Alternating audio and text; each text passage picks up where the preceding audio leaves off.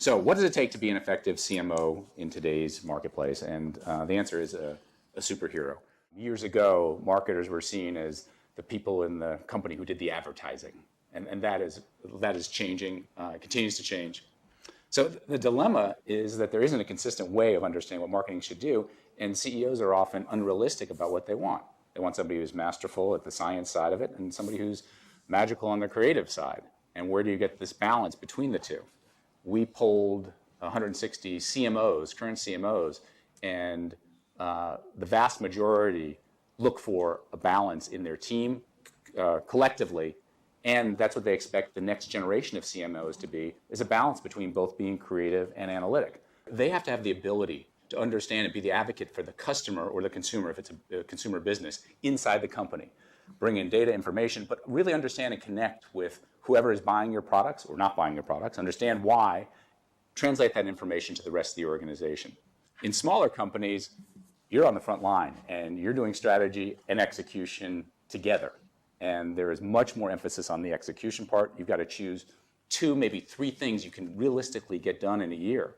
And in smaller companies, that's hard because there's a bajillion things. And there's an opportunity internationally. There's an opportunity in this regional market. There's an opportunity for a new product. And you have to really put the blinders on and say, okay, we're going to do 2 or 3 things, and we're going to do them really well. Here's what they're going to be. And the emphasis is on execution.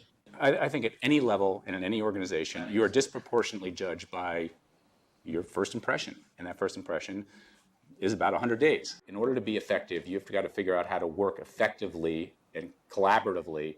And you own less, you share more, but you have to still make a difference.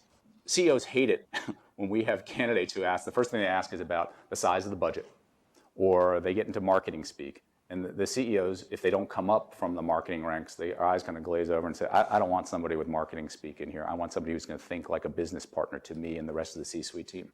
The job is also about motivating others. And you see this a lot in Silicon Valley. You go into Facebook, all those things about fail fast, fail quickly, learn from it.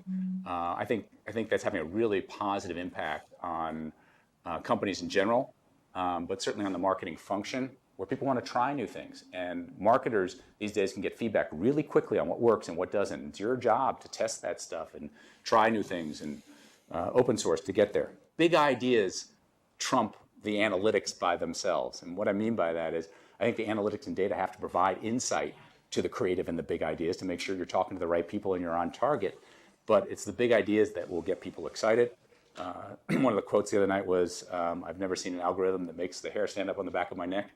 But it still is about the big idea. One of the cool things about analytics and data, and I think it's given CMOs a lot of credibility at the C-suite level, is because now they can prove whatever campaign they're running or how much money they're spending, and they have much more clout by being able to point to something that their program is doing.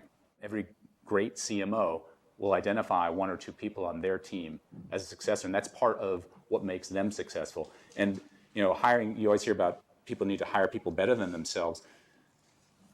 It's obvious when an organization is all built around a very strong CMO who doesn't do that, and they become vulnerable in that, and they're less effective as leaders. No one's going to have all these strengths.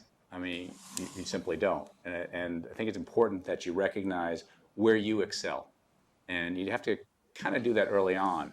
I think it's also as important to understand where you're not so good, where your kryptonite is. And you will get reviews and performance evaluations, and things will be pointed out to you, and there'll be some consistency in that you're weaker in this.